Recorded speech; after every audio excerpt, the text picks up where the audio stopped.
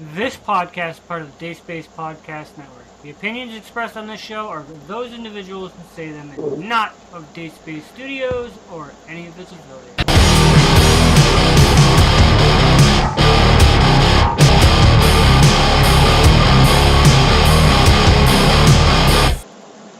What is up, everybody, and welcome to episode 5 of EverdaySchmoesPodcast. I'm your host, Greenie, coming to you from the Southern Covered Studio. We're back. We did an episode late last week, and we're back doing a episode now. This week is our top 5, since it is episode 5. Joining me, as always, is Dapper and Kid Syko. We pulled a kind of a Skype session last night and watched All In. Hell yeah. Dude, that shit was off the chain, dude. I Best liked it. pay-per-view ever. I liked it, but there were some things I didn't like. Like, I didn't like I get it that people want to see it, but I'm not a big fan of the whole let's stand outside and let these guys get their spots. You know what I mean? That whole spot monkey thing I'm not a big fan of it. All right.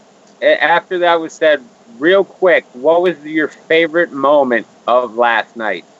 Favorite moment of last night?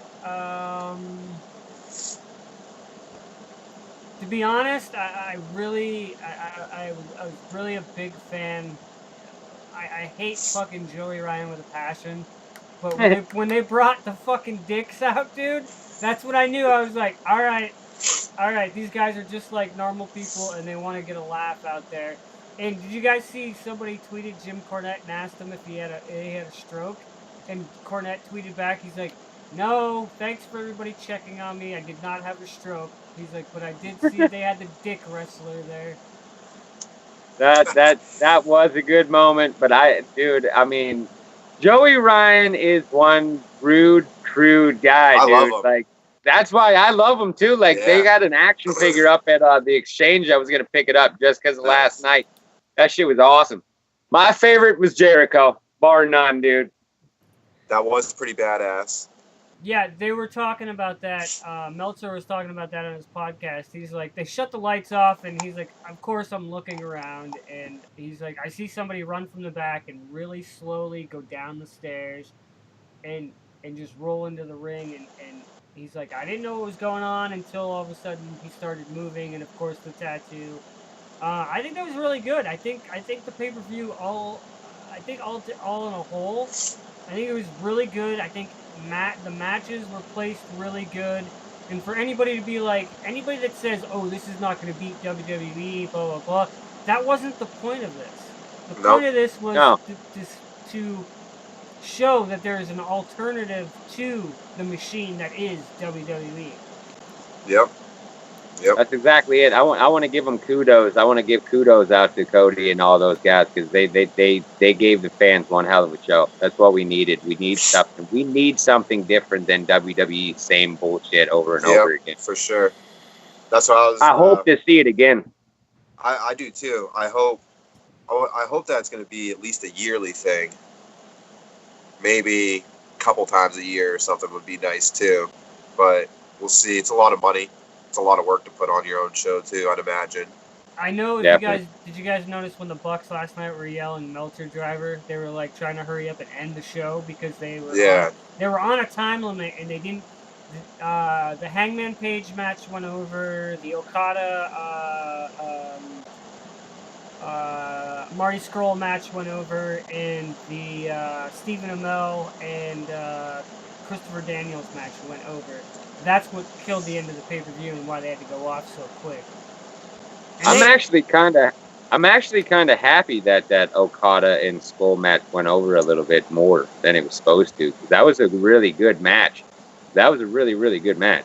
What are you guys' thoughts on them bringing in the legends like they did with like Jay Lethal, the Cody Rhodes Nick Adonis match? The Jerry Lynn being in as a referee, there was all that element there. I think they did it in the right way. I think they did it the way it's supposed to be done. It wasn't done as in a WWE way to where the guys. It wasn't corporate. Yeah, it wasn't corporate at all. It was. It was wrestling. It was genuine, pure wrestling. It reminded me of the Attitude Era. It reminded me of watching In Your House pay-per-views when I was 13, 14, 15 years old. It was. I think that's what the legends like to do. They were presented the way they were supposed to be. They put on one hell of a show. Bully Ray put on one hell of a fucking show last night. He really did. He always does. I like him. He puts 100% into what he loves. He loves his craft, so he always puts it in. But my actually second favorite part of that night was the return of Black Machismo. Ooh, yeah. Yeah, and his that gear, was nice. His gear, that gear that he wore was actually Macho Man's, and it was donated. It was donated by the fan that owns it. He donated it to Lanny. Lanny gave it to Jay to use, but that's how that all worked out. And there was, if you noticed on that whole, they paid for everything. Like the ring apron had Fridays on it. They had barrels around the ring for Cracker Barrel. Yeah. They paid for that. That all paid for the whole entire thing, basically. But I mean, yeah, it was awesome.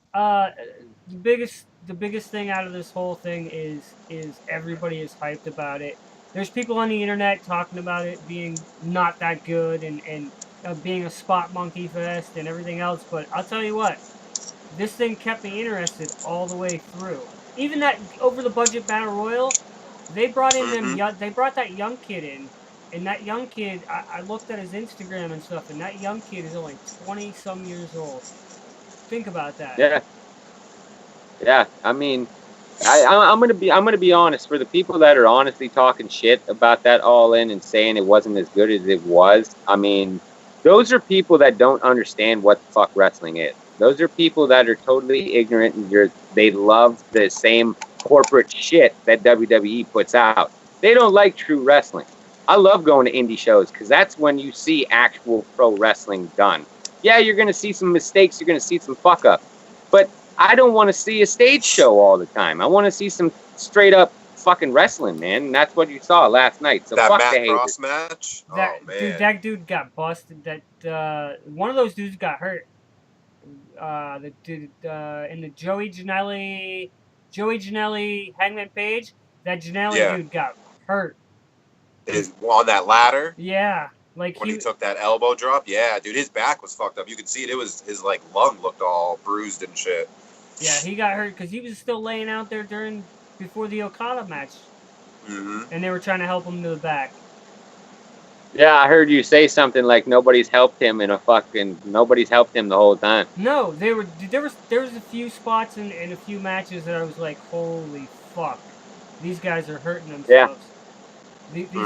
These guys are hurt and nobody's coming out to help them.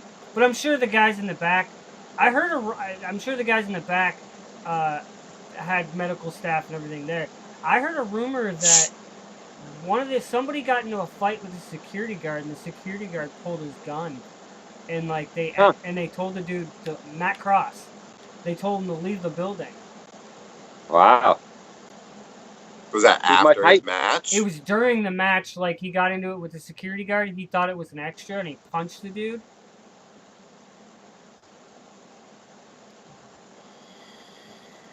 Huh. I don't know. I read that. Damn. I was reading that somewhere else.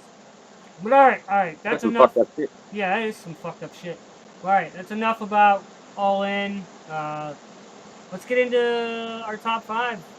So we decided to do a top 5 because we have a few things that we'll go over. But our first main top 5 would be 5 rock songs. 5 rock artists. I changed it to artists. 5 rock artists we would give to aliens to listen to get a feel of what rock and roll music is. I'll go first with my first top 5. I would give them Lamb of God, NoFX, Ramones, Metallica, and Iggy Pop. Very nice. I did not choose any of them. I mean, Those are all good. that they're all good because you have metal, you have punk, you have Hmm. I kind of did the same thing with mine. thrash metal, and then you have Iggy Pop. You know what I mean? Hmm. So, yeah, Dapper, you want to do yours? Well, yeah, this one I sort of did the original plan with like I gave them artists and songs to actually That's what I listen did to. too. Yeah. The first one, the first one, Blue Oyster Cult, Don't Fear the Reaper. Number 2, Led Zeppelin, The Rain Song. 3, Doors, The End. 4, Danzig, Mother, and number 5 to top it off, Guar, Immortal Corruptor. All right, I can do the Guar thing with the Mortal Corruptor, but why Danzig Mother? I think Danzig is actually Danzig is he was good for music, and Mother, that showed his versatility in his voice. Like he used to fucking sing Elvis songs when he was growing up. Like he has a powerful voice. And I think Mother is a very influential song to our time. I mean, it was a huge fucking record. Mother is a huge song. Every time you hear that song, you sing it. You always sing that song. Of course, everybody does. Hmm. Blues started rock and roll, so that's why I did like half of mine is like blues type music. Right. Kid? Right on. All right. Well, I did like Dapper. I did artists and songs. My number 5, I did the Cranberries, Zombie. Number 4, I got Temple of Dog, Hunger Strike. Number 3, I have Wisdom in Chains, The Land of the Kings. 2, I have Slipknot, Wait and Bleed. And number 1, I have Def Leppard, Pour Some Sugar on Me. Yeah, everybody needs to listen to a drummer with one arm. Yeah, that definitely. Would there be anything else you would add just to give them a full taste of like music in general? If it wasn't anything on the top 5, like I was thinking with the top 5 that I have, I would give them a little bit of Smashing Pumpkins. Oh, yeah. Nirvana. Yeah, I definitely got some on there. Yeah, Nirvana, Alice in Chains. Soundgarden. Yeah. I'm gonna throw you guys for a complete loop. If this was going to an alien, I would give them something like more classical music, like a Paganini, I was kind of thinking that. Symphony of the Devil, because he's like they probably don't like singing. They probably like music, just straight classical music. So I would give them Paganini, or I would give them Beethoven. Yeah. I was thinking this guy Joshua Caddison I used to listen to. He's a pianist. And that's kind of what I was thinking. The same thing though. Like you, I was like they might like noises, not really talking and stuff like that. So exactly. Then you'd have, if you're going with music and just not lyrical wise, then I would go with like Nako and the Medicine People. He's like a folk singer with like with an Indian background. I would give him Mazzy Star just because. Not just lyrically, but musically, Mazzy Star is fucking amazing to just listen to. Just her music in general is insane. I would go with John Lennon and his fucking crazy wife's fucking album that was just Yoko Ono. Yeah, Yoko Ono. That whole album that was just sounds of them fucking or whatever it was. That was, you know what I mean? Yeah, it like I would feed them so much music. Like if aliens came down and wanted to rock out, I would play them a playlist that they would never run out of music because there's so much different. That's what I'm saying. Yeah. I would just give them my Spotify playlist and just be like, here you go. I would give them all 15 of my iPods. I have 15 iPods just filled with music. The old school fucking big bulky bastards, dude. Nice. I still got an iPod Nano, little one, you know, like from Kazakhstan or whatever, from Borat. He said, I got iPod Nano. He had mini iPod Nano. It makes him a girl. It's a girl. Hell yeah. All right, so our music, there's our top 5 for our music. As we move on, we'll probably think of more and add them on. Top 5. I mean, I have some for our top 5 albums from the 90s that I would throw in there because 90s is my favorite music ever. I can listen to 90s all day. So I would throw some of them in there too when we get to that one later. Right. All right, so our next top 5 would be our top 5 NFL players. we had a discussion on this. Would it be our top 5 now, top 5 then, top 5 All when? right. And basically what I said we do. I had I'll trouble take with a. this. Yeah. I didn't. I'll take a stab at this one. I said we do our top 5 of whenever. So, top 5 NFL players. I'll go first on this one. My top 5 NFL players would be with number 5 James Harrison, number 4 Barry Sanders, number 3 T.O., number 4 or 2 Adrian Peterson, and then my number 1 would be Jim Kelly. Huh. We have the same number 4, and we have another one that's the same, but he's my number 5, and you're number 1. I'll go next. All right. I got Jim Kelly at number 5. Number 4 was a hard one for me because both of these guys I loved watching them, so I put 2 people at number 4. I put Barry Sanders and Marcus Allen because they were both 2 of my favorite running backs when I was a kid. That's really good. Number 3, I got Aaron Rodgers because I'm just a dick rider for him. Number 2, my boy Andre Reed. And number 1, Ohio State, baby, Eddie George. Yeah, all right. Dapper? All right. I actually had trouble with this one for a minute, but yeah, you guys are probably gonna fucking laugh because just goes like fantasy, baby, just like fantasy. I'm gonna give you my number 1 first, Lynn Swann. I like number it. 2, Barry Sanders and Bo Jackson. Ooh. Number 3, Hines Ward. Number 4, the highlight reel himself, AB. And number 5, Lawrence Taylor. I'm surprised there was no bus up in there. Yeah, real surprise. I enjoyed the bus, but I mean, I was more of a Barry Foster fan when he was the running back in Pittsburgh. I enjoyed watching him a lot more than I did Bettis, but I mean, it is what it is, man. I gotta put Barry Sanders as my number 1 running back of all time. Nobody is better than Barry Sanders. Nobody could touch that. I mean, actually, well, I kind of think if Jim Brown would have actually played all the way through his prime, he would have been close up there with Barry Sanders. But Sanders. Well, how about if Barry Sanders stayed in his career? How about if he didn't leave when he wanted? Yeah. Or if he would have played for another team. Or Bo Jackson. Imagine if he went to the Patriots, dude. He would be fucking retarded. Imagine. Well, now, but not back in his time, though. Yeah, because the Patriots sucked back then. Imagine Bo Jackson never getting his hip fucked up. That dude was phenomenal.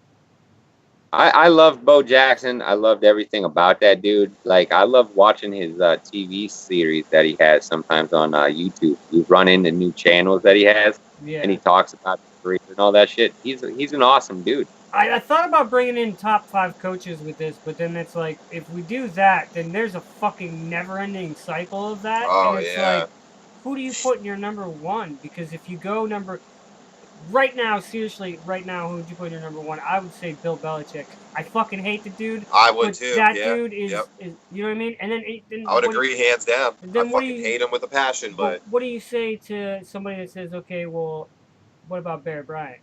I mean, that dude is phenomenal with college football, but he's a genius on how he did his whole Alabama program. You know what I mean? So you can't really do coaches. You can do players. Jimmy John. Yes and no. I mean, he did. If he would have stayed in Dallas, if the other Jimmy John wouldn't have fucked him up. I'm gonna say my favorite coach of all time is Bill Cowher. Sorry. It's not because he's a Steelers dude. It's because Bill Cowher was fucking. Actually, mine is Marv Levy, and it is because he's a Buffalo Bill. Yeah, exactly. Yeah. I mean, it went Marv Levy, and then we had a whole, so. The reason I feel like Belichick is number 1 of all time of that discussion, then, like you said, number 2 and 3 and 4, that's hard to talk. Marv Levy started like this crazy super fast offense that everybody uses now, college, everybody. They called it the K gun that we all know. Yes, and K-gun. Belichick was the only person that was ever able to stop us when he was with the Giants, you know what I mean? And then it was downhill after that. And then he went to New England and had our number ever fucking since then. Yeah. Right. There's so many good coaches, dude. It would go on forever, just like players. Yeah, it definitely, yeah. I mean, no, players are easier because you can go, okay, well, this one and this one. Well, maybe not this one, but this one. But coaches are just like, you have that number one, but you can't decide from 2 on down because there always is that number one is going to be solid. Yep. Yeah. All right, so our next one for top 5 would be our top 5 retro video games. Now, I sat down with this last night because I play a lot of video games, and I've played a lot. I've had GameCube, I've had Xbox, I've had PlayStation, I've had, Sega Dreamcast. The Dreamcast. Yeah, dude, how many times did we play NFL 2K, what was it, 2K1 or 2? It was 2. Yeah, it was 2. NFL 2K2, I had it for the Dreamcast. And what I liked about the Dreamcast was that controller, you could pop out that middle thing and still play little games on it. If you were lucky and got a solid one that worked. Because the game, there were so many good games for that system. But my top 5 retro video games would be my number 1, because I played the shit out of this game non-stop for the longest time, for the Nintendo 64, WCW vs. NWO Revenge. We used to have house parties with this, 4 controllers. Loser, if you get thrown out of the ring, you move your controller, the next person takes the controller and plays the guy that comes down until there's a winner. And we would play that out all night long. Next game, the hardest fucking game I've ever played in my life. And I can say I beat Mike Tyson. Mike Tyson's fucking Punch-Out for Nintendo. Next would be Tetris, because it's a never-ending battle, and I could play that game for hours on end. Another great game that came from the Nintendo 64. It kind of started off the whole multiplayer shoot 'em up games, James Bond. And then my number 1 all-time favorite retro game. I could play this game for hours on end. I still know where all 3 warp whistles are. I know everything about this game, Super Mario Brothers 3. Very nice. Very nice. For sure. That is very, very nice. Go ahead, Joe. All right. Mine aren't really so retro, I guess, because I'm not really too much of a big gamer, so I just picked like my 5 favorite games that I've ever played. Some of them are older, but number 5 is Need for Speed. It's fairly new, just the Need for Speed one, because it has the Supra and the GTR on there, so I love that one. WWE, but I think it was WWF, Raw versus SmackDown. The original? 96, 97, yeah, the very first one. Yeah. Madden 96 for the PlayStation 1. That's the only one that I remember what game system I played it on. I don't know why, but Madden 96 for the PlayStation 1, I used to kill everybody with the Bills and use the weak flood to the right side. I used to just destroy everybody with that. And then Spyro, I loved all 3 of them, and I can't wait for the new one to come out. I see that. Yeah. And then my number 1 is also a Mario Brothers, but it's Super Mario World from the Super Nintendo, the first one. I remember where all the blocks are, all the hidden blocks, all that shit. I remember everything still. I was just playing it last night. Or yesterday before the pay-per-view with my kid. For a not-so gamer, that was a pretty good list. I'll give you that. That was a pretty good list. Yeah. I feel like I said, I don't play much games, but I play the good ones. Yeah, it works. Greenie, me and you have 2 of them. Number 1 on my list was Mike Tyson Punch-Out, because I never fucking beat Mike Tyson. I couldn't get past Soda Pop Popinski. I hate that bastard with a fucking passion. Fuck Soda Pop and fuck that bull guy. Fuck I remember that too. game. Yeah. I don't remember the players because I was never good at it, but I do remember. That was my number 1. My number 2 was WCW NWO Revenge, because I used to do the same thing with the 4 controllers.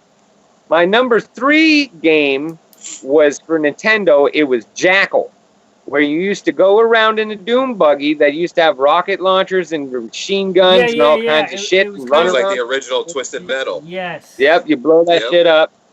I do Number remember four that. was the original box arcade game of WWF, the arcade game. The one at Red Baron. The one at Red Baron where Yep. everybody used to stack their quarters right there. Yep. And you would wait hours to play. Hours. Yep, that one. My number 5 is a toss-up between two. Mortal Kombat number 3 and Battletoads with Double Dragon. Oh, that's a fucking... Yeah! That's a classic, dude, You forgot about that one. That's a classic in itself because that was the only time you ever seen a crossover with Battletoads. Exactly. Like when you pick Double Dragon, the whole setting would change. Yeah. Then when you pick Battletoads, it would go back to how they played. And if you fucking mixed up your cartridges and got it real hot, it would get confused and keep you in the world with Battletoads when you pick Double Dragon. I figured that trick out when I was fucking like 10 years old. It glitches for like 2 minutes and you stay in that mode. Very nice. Very nice. Yeah. Very nice. You know, I love retro games. There's this list right here for the top 5 retro games.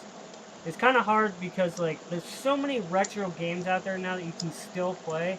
Like you can still play Pac-Man, you can still play pinball, you can still play all that shit via the internet and whatnot. But it's like those games started all the other games. Like Bond kind of started all the shoot 'em up games with Call of Duty. H1Z1 started the whole PUBG, Fortnite. RC Pro-Am is what started fucking all the Need for Speed games. That was the original. And then, like Excite Bike started the whole crossover bikes and everything else. I'm surprised no one threw in any Grand Theft Autos. I was gonna put Vice City in there, but you know that's the sad thing about having or San Andreas. San Andreas, I don't know, yeah, I have San Andreas and I have Liberty Stories on Steam, but I can't download them anymore because Rockstar Games shut off that connection. So there's no more. I can't play Vice City anymore. I can't play Liberty Stories anymore. And if I wanted to, I'd have to get the upgrade for it. I'm like, why do I have to get the upgrade? You know what I mean? I shouldn't have to do that. But I like the newer, like Grand Theft Auto 5. I want to get it, but it's like... We lost Greenie for a minute. No, I'm still here. Grand Theft Auto 5, I like it because it keeps going and going and going, but I'm still playing Fortnite, so... I love Grand Theft Auto 5. I was gonna throw in Leisure Suit Larry for the fucking PlayStation. Nice. That was a great game. Yeah, it was. All right, so like we talked wrestling in the beginning. That one was actually a hard one for me because, like I said, I didn't play many games, so I had to really like think back and remember like what games I used to play with my brother when I was younger. Because I mean, I got games I play now, but I didn't want to put like Minecraft and WWE 2K18 and stuff. You know what I mean? I didn't want to do that. So. Right. Like, kid, you were playing H1Z1 earlier. You gonna upgrade to Fortnite and join us? I'm gonna have to. Yeah, man. I don't. I'll give you the building thing I can't get to. That's why you have somebody that builds. You know what I mean, for you, that's around you. So like you have one teammate build, one that holds like the meds and all that, and then you know you have if you have 4 people that are playing together, each one has an individual job, so it makes it pretty damn cool. I'd be a good med guy. Yeah.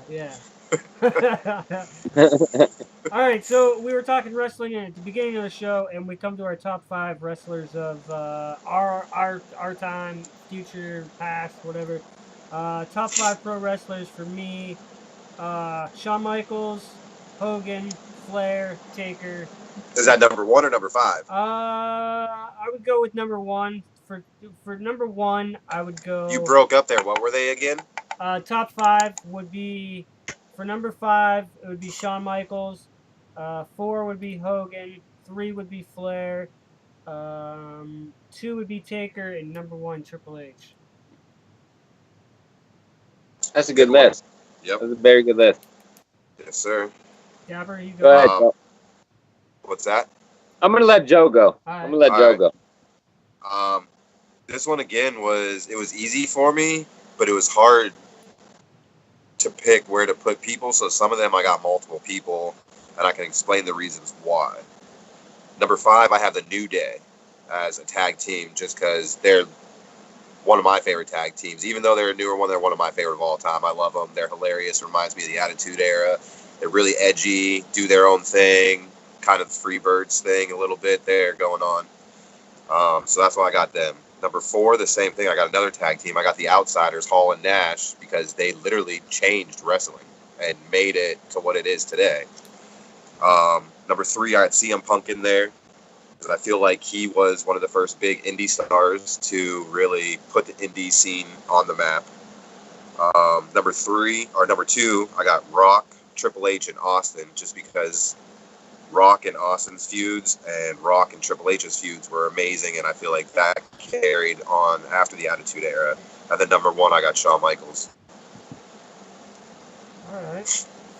That was a good list as well. Now, this was the hardest one for me to pick because I had so many influential fucking wrestlers that developed my whole psyche. Like, I swear to God, this list was so hard for me, but here we go. Number 5, I put Vampiro and Sabu together. Number 4, I put CM Punk. Number 3, I put Jericho. Number 2, I put Stone Cold. And number 1, Macho Man Randy Savage.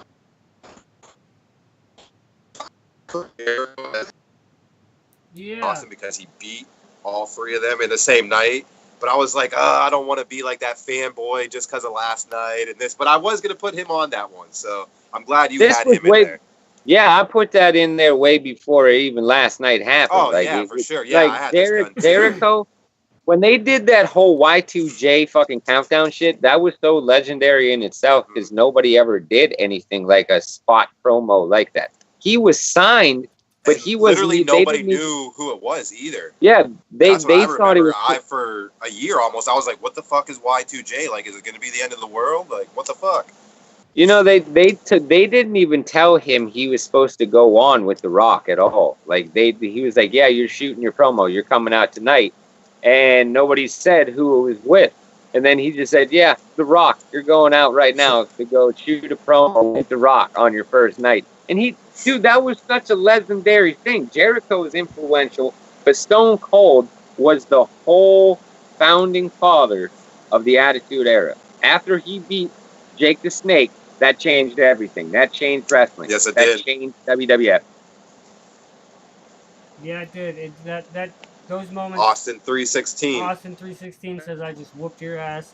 Yep. But I said Macho Man number 1 because to compete with Hulkamania in those days, that was something. Macho Madness was bigger than Hulkamania at one point. For a while. Yeah. I'll give you that. Yeah. Yeah. Out of that. Yep. At one And point, he was huge, dude. Yeah. I was never a big Hogan fan, though, myself. I don't know. I mean, I don't know. I was like Warrior, and I liked Savage. Always. Oh, exactly. I'll give exactly. Hogan his credit, for sure. But I feel like Hogan was like the Roman Reigns back in the 80s. Like, Vince babied the shit out of him. He wouldn't have been what he was without Vince. I was the way I feel. I was gonna put Terry Funk up at number 2. That would have been a... Yeah, Funk's very influential on the business too. All right, so on to our next top 5. Top 5 albums of the 90s. For me, I would go with number 1, top 90 album of all time is the very first Nirvana album. Number 2 is a band from Seattle that doesn't get a lot of credit, but if their lead singer would still be alive and he didn't die at such a young age, these guys would be fucking phenomenal. Mother Love Bone. Number 3 would be Alice in Chains. Silverchair would be 4, and number 5 would be Hole. Nice. I can't stand Hole.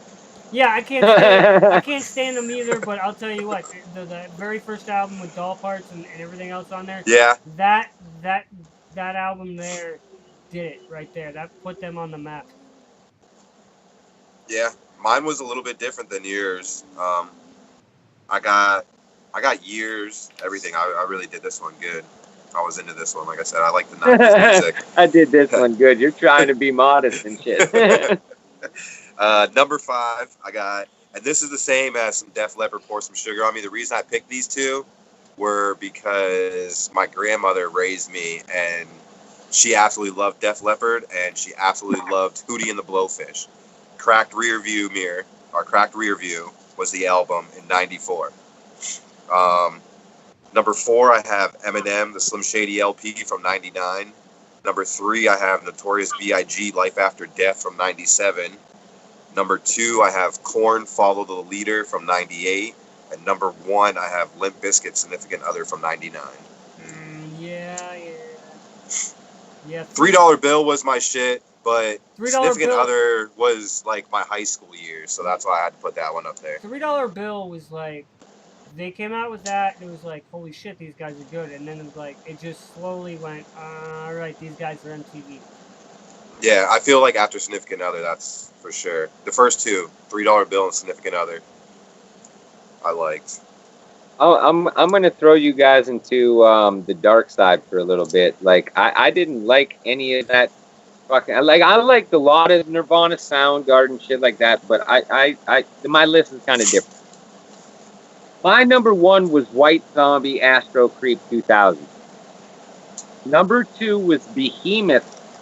First album they ever put out was Pandenomic Incantation. That was the first album Behemoth ever released. That was when black metal was black metal. Number 3 was Misfits, Static Age. Number 4 was Dwar's Scumdogs of the Universe. And number 5 was Amon Amarth, The Avengers. All right. Mine was straight like back in those days in the 90s, I was really fucking like a depressed like black metal kid. I mean, we could throw Smashing Pumpkins on there. We could throw Pantera on there. We could throw Cradle of Filth on there with Niffin Time and all that from the early 90s. We could throw Cold Chamber in there. We could throw Mushroom Head in there with the early stuff from Mushroom Head before it went to shit and every member left the band. And Shockwave was one of my favorite bands going to see when I was younger. 216. Yep. Anything at Peabody's during the 90s. Fucking dude, Master P. I remember rocking out Master P so many fucking times. Some Silk the Shocker. Silk the Shocker. All those dudes. Sea Murder, Fiend, all of them shit. Yo. Yeah. Who was the girl? What? There was a girl. Who was the chick that was in No Limit? Little Kim. Mercedes was one of them. No. Mercedes, and then. That's a stump right there. I stumped everybody. Yeah.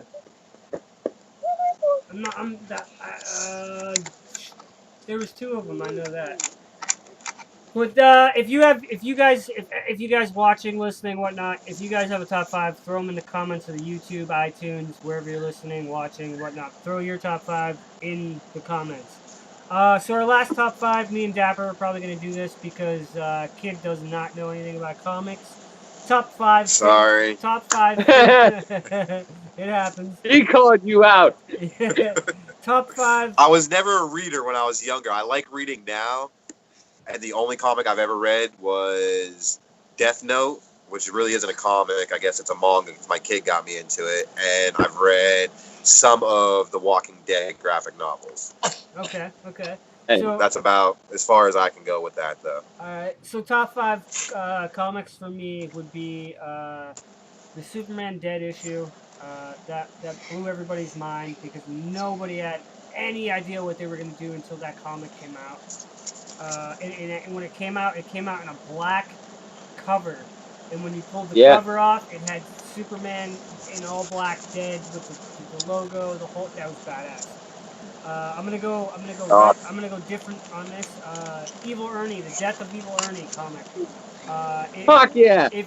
This comic was so crazy. When Evil Ernie died, they made it so when you open the book, his legs popped out, and it was a full casket with him in it. Deadpool, Nice. when they introduced Deadpool into the MCU, that was fucking awesome.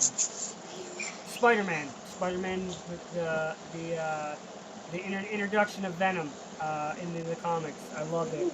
And Lady Death, you can't go wrong with the Lady Death comic. Greenie, this is why me and you have been friends for so long. I have as number 2 on my list, Lady Death number 1, January 94. That was her debut. That was the first one. I own it, and I still have it. I still have it to this day, and I have a whole extensive collection of Lady Death. My number 1 comic of all time was Joke, The Killing Joke. Oh, that was a good. The, DC did an excellent job on the anime for that. That was awesome. yes, they did. I did watch the anime. That was good. The anime was great, but the original actual comic of that was awesome. That changed so much shit. When he peeled his face away, that was awesome. That was legendary. Number 3 to me was Spawn and Batman together. They tagged up. That is an unstoppable duo that you cannot fuck with. One can't die, and the other one's the master. Number 4 was when Deadpool kills Marvel. Yeah, yeah. Number 5, now this is the toss-up between literally 2 of them. Terminator versus Predator. All right. And then Red Sonja, number 10, that debuted Vampirella into the universe of comics. Oh, yeah. Vampiro was in a few comics, too. Yep. Vampiro had his own series. It was that was such a legendary comic. Like there's so many. I love that. That was my favorite top 5 that we picked. Like I knew that was my idea, and because I love reading comics, they're great. They're great. Right. Yeah. So all right. So this next topic, real quick, our last topic of the day, night, evening, whatever, is something that 3 of us I came up with because the 3 of us listened to it and it was fucking awesome. Eminem dropped a new album the other day out of nowhere. It was produced by Dr. Dre. It's called Kamikaze. All I can say about this is, wow. I loved it. Top to bottom. It's not like the last album he did before this, where it had Beyonce and Ed Sheeran and all those guys on there. This was an actual, straight up Eminem album to a whole new level. Level. This shows why Eminem is the greatest of all time But the that ever picked up the mic. Yes, he is. But the question here is the new M album overhyped, and is it time for him to walk away after this? I don't really know if it was overhyped. That really wasn't what I was trying to get at the other day. It's a good album, it is. I do agree he's the greatest of all time. I just feel like there are other great rappers out there, too, up and coming, or that have been there for a while, that aren't getting the recognition that they probably should get. But I feel like Eminem could just put an album out like that, whenever he wants. Like, that's why he is the rap god. He's the greatest of all time. Yeah, but he's also but it's just crazy to me how, like, I got upset how everybody was blowing it up, like, oh my god, this album, it's the greatest thing ever, blah, blah, blah, blah. When Hobson's out there. Hobson is amazing to me. Like, genius. Tech 9. Yeah, like the comment the dude said the other day, Tech 9 is in a whole nother realm, and, like, he is a little bit older, but he's still putting out great he literally just put out a platinum album at the beginning of the summer, you know what I mean? Like, he's still doing it too, but nobody ever gives him any kind of recognition. That's because so that's kind of where I was going with that. Right, I get where you're going with that, but that's because Tech 9 himself is outspoken to the point where he says pretty much what he wants and does what he wants and has no filter. Oh yeah, for sure. No filter for it, and he rips the government and everything else. So I mean, I see where you're coming on that one. The same with Hobson. That's why I love Hobson. Hobson does not bite his tongue for the least bit. He'll come at anybody. I feel like Hobson literally has done this album that Eminem did. Hobson put out that Raw album. He literally dissed everybody. Lil Wayne, Drake, J. Cole. Like, he went at everybody on that album. You know what I mean? And nobody said anything about it. I think M should step down after he put out Kamikaze, because this is what people needed to hear for a couple minutes, like a couple rounds. Like, don't play this all the fucking time, because it's gonna get played out.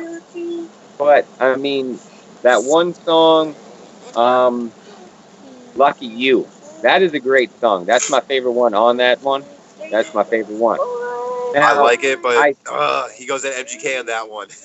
I think that's because MGK was DMing his daughter. No. Yeah, for sure, and I get that. That's why I kind of just kept hush about it. But MGK is my shit. Eminem, though, he proved once again that he can shock the world real quick, and he's good at it. He's so versatile. He can switch it up. He can do any style he wants. He's been doing this battle shit for so long that it's just easy for him to just pop up and go, hey, you know what? I'm going to fuck up every single name in the hip-hop industry right now. I'm going to take them all out, make my name big again, and then I'm just going to go away in the distance. He doesn't have anything left to prove after this. He should step down and be like, hey, all right, fucking I dealt with it. I said I was the best. Now let's just everybody can mumble all they fucking want. It's stupid. I think rap is stupid. I don't like listening to rap anymore. It's so fucking corny. Some of it's just stupid as shit. I used to like the Migos. Now they're played the fuck out because they just do the same shit over and over again. Yeah. Kind of like there's a few. This new mumble rap shit is really killing it though. Like, I've always been a rap fan, but I've really gone away from it the last couple of years because of this mumble rap shit. I will give you that one. Rap is not what it was. Here's the thing. Did you see any of the reactions from the people that he dissed? Like, they were all happy about it. Oh, yeah. MGK was popping. They were all happy about it. Yeah, they got called out because he's a legend. They're like, hey, fuck it. I got my name bigger, so hell yeah. That's it's what going to make them go back and come out bigger, too, so... Right. That's what it comes out to, man. It's fucking stupid nowadays, though. But Eminem's the greatest. He will always be the greatest. He is. I don't know if he should really step down, but if he does, this would be a good album. Hell yeah. Step down. Right. Hell yeah. All right. Well, we're gonna not become the Young Bucks and have to hurry up and call our match right at the end. Dude, that was the most hilarious thing. I knew something was up when they were yelling, "Let's go! Let's go!" Real quick, my little daughter's here. All the kids are gone. It's just my youngest here, and she's been sitting next to me patiently the whole night trying to get in the camera. So I'm going to put her on real quick, and she wants to say hi. Say hi.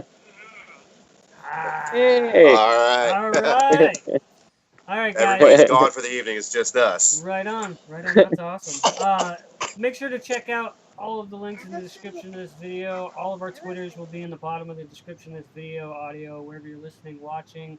Make sure to follow us on Twitter. Check us out on Dayspace. We're on YouTube on my channel. We're on iTunes. Go subscribe. Leave a show review. Tell us we suck. If you have a top 5 from our list that we talked about and you want to debate it or whatnot, put your top 5 in the description of this or whatnot. And if you really want to email us with a top 5, and we'll talk about it in our next episode, email us at EverdaySchmoesPodcast@mail.com. God, I really need to write this all down. Until next week. We're out of here. Fuck y'all later. Later. Later.